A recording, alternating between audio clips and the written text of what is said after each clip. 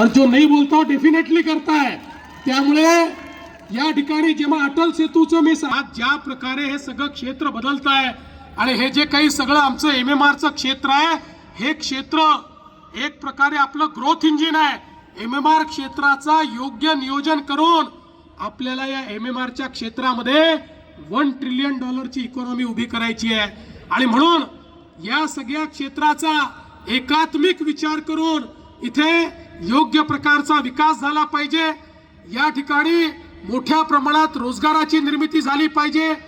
Industry सोबत सर्व्हिसेसचं sector, हाय paid jobs हे कसे तयार होतील, आमच्या मुलांकरता जे आता शिक्षण घेत आहेत, शिक्षण घेतल्यानंतर त्यांच्या हाताला काम कसं देता येईल, या प्रत्येक गोष्टीचा विचार आपण या एमएमआर क्षेत्रामध्ये केलेला आहे।